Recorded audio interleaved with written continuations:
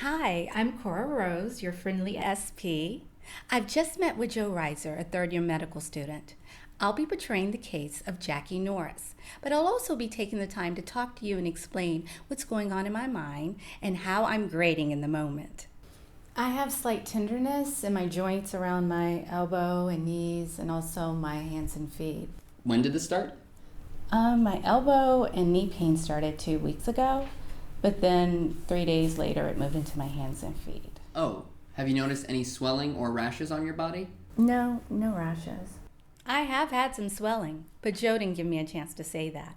That's one linked question so far. I'll have to keep an ear open to see if that happens again.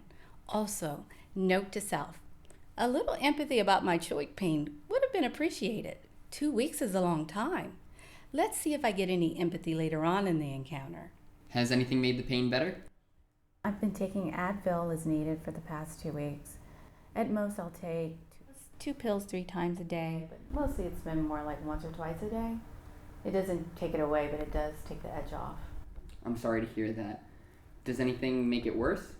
Moving the affected joints makes them hurt and feel tender. Oh, sorry. Have you had anything like this before 2 weeks ago? No, I haven't. Let me make sure I'm on the same page with you so far. From what I've gathered, you've had pain in your hands, feet, knees, and elbows. The pain started 2 weeks ago in your knees and elbows, then moved to your hands and feet 3 days later. You've tried Advil, which takes the edge off but doesn't really get rid of the pain entirely, and when you move, the affected joints hurt and are tender. You've never experienced anything like this before. Is that all correct? Yes. And there's a summary. Joe can summarize at any part of the encounter. It doesn't have to be at the end. Have you ever had lupus? Uh-oh. So we've moved on to past medical history. While I understood the flow of the encounter, there was no transitional statement into this new line of questioning. And Joe missed an opportunity to ask an open-ended question, transitioning into this new topic. Here's what I'd be looking for in these areas. I think I have a good understanding of your current symptoms. I'm now going to move on to your past medical history. Do you have any diagnosed medical conditions? Now that's one transitional statement and one topic begun with an open-ended question. Let's keep track of these moments, okay? Let's skip a little forward. Now I'm going to move on to some more personal questions to get a full picture of your health. I'm going to start with sexual history. Are you sexually active? Yes, I am. Do you sleep with men, women, or both? Men. Have you ever had an STI or been tested for HIV? I tested negative for HIV when I got my yearly checkup about 8 months ago. Linked question number 2, and more information I didn't get to share. If Joe would have asked about STI separately, he would have gotten a lot more information, like this. Have you ever had an STI? I had chlamydia like 5 years ago, and then again last year, and both times the doctors gave me a shot and pills fixed it. Oh, sorry. You're sorry? To hear that, yes. Do you use protection? Well, I do, unless I don't. Depends on who I'm sleeping with. I hate to fill a condom, so if my partner doesn't want to use one, who am I to insist? Well, you really need to use condoms every time to prevent chlamydia, especially since you've already had it twice before. Excuse me?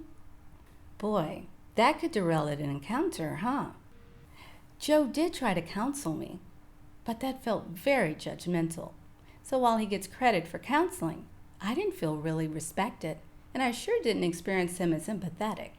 So let's roll back the clock and see what it would have sounded like if I hadn't felt judged and instead had gotten empathy. If my partner doesn't want to use one, who am I to insist? I really encourage all my patients to use protection every time to be as safe as possible. You told me you've dealt with chlamydia twice. Are you concerned about possibly having another STI or being exposed to HIV when you're not using a condom? Better. And he even slipped in some exploration of my perspective. Well, I guess I thought I could spot someone who'd put me at risk. Guess it hasn't really worked for me, though. I just don't want to seem pushy or ruin the moment when, after all, I could just get treated if it does turn out that I misjudged someone. Now I've shared some valuable insight into my perspective. And let's hope Joe can use it to partner with me on making safer choices. Moving ahead. Hey, do you think this is really serious? I don't know anyone my age who's feeling this way. I don't want to have to change my lifestyle. Oh, sorry. How are these symptoms affecting your life? Of course, Joe gets credit for the impact of symptoms question. But it's really hard for me to experience him as empathetic. There are so many ways that he could have asked or acknowledged the impact of symptoms and made me feel more genuinely cared for. I could see how these symptoms could be affecting your routine in a lot of different ways. I can appreciate how these symptoms could be frustrating for you. Have these symptoms been affecting your daily routine a lot? Has this pain been affecting you at work? Just a few of the ways he could get the job done. I temp at an accounting office, and typing all day is starting to feel rough. I love to run, usually a couple of miles every day, but I haven't since the pain started. I'm sorry to hear that. Have you noticed how many times Joe has said, "I'm sorry," or "I'm sorry to hear that"? I appreciated it at first as making statements of acknowledgement, but on the empathy side, it's completely lost its meaning. I'll try to get to the bottom of this as soon as I can. Just a few more questions. Can I do anything to make you more comfortable right now? There it is. Empathy. Better late than never. Although it would have been stronger if he would have asked me that earlier. How is your parents' health? Whoops. Another missed transitional statement. But Joe did ask an open-ended question as he began family history. My mom is doing well, other than dealing with rheumatoid arthritis. My father, he was healthy the last time I saw him, and that was over 5 years ago, prior to the divorce. So sorry to hear that. Must be really rough having your family broken up like that.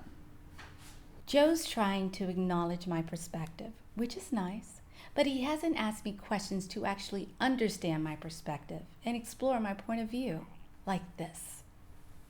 That sounds like it could be rough. How did you and your mom deal with him leaving? He was abusive, actually. He would hit my mom a couple of times, and he was always yelling about something for as long as I can remember. I was really scared to death growing up as a kid. I'm glad my mom finally came to her senses and kicked him out. Not exactly modern family. Did it affect your relationship with your mother? It ultimately really made us close. I'm glad you two could be there for each other. I'm sorry about your mom's arthritis, though. Does she need a lot of help dealing with that? No, it slowed her down a bit, but she's okay. I help her with heavy cleaning and big shopping trips. I'm sure that makes things easier for her. Do you have anyone who can help you out when you need it? Now Joe's taken the time to understand my perspective as well as acknowledge it. And he just checked on my support systems too. I really felt cared for. Moving ahead. Okay, I'm going to perform a brief physical exam. I know you're in pain, so I'll be as careful as I can. Please let me know if anything hurts. More empathy. I think Joe has overcome the bad start in this area. In the comments box, I would acknowledge that, but I would also state that I would have preferred this happen earlier in the encounter and be more consistent. But we could skip watching this part. Order several blood tests to get a better idea if this is really arthritis caused by your chlamydia infection. Any other questions before I go? Is there anything you can give me to stop this discomfort? We'll start you on some pain medication as soon as we can. Any other questions?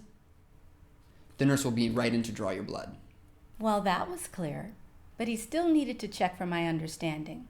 Something more like this. We'll start you on some pain medication as soon as we can. Did you understand everything we talked about today? Yes, thanks. Now, Joe did check for my understanding by asking directly if I understood. But there's another way to do this, by using the teach-back method. We'll start you on some pain medication as soon as we can. To make sure we're on the same page, could you tell me your understanding of our next steps? You said that this is some kind of arthritis? Reactive arthritis. Right. Arthritis that's caused by my chlamydia infection, and that you would draw some blood, well, to find out if this is the right diagnosis. That's right. I know your word, but there are lots of treatments available for reactive arthritis. We'll get things started right away with the blood tests and the prescription for your pain medication. There's the teach-back method for checking for understanding. And Joe even wrapped things up with another acknowledgement of my perspective and a little more empathy. Thanks, Joe. There's a lot to keep track of when grading. I hope looking at these elements with me highlighted the different ways students may or sometimes may not achieve an item. Thanks for watching.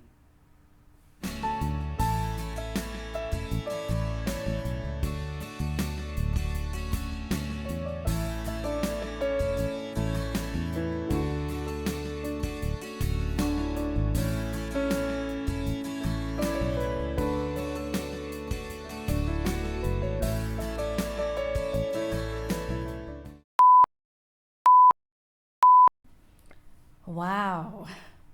Of course, Sam. What's your name? Joe.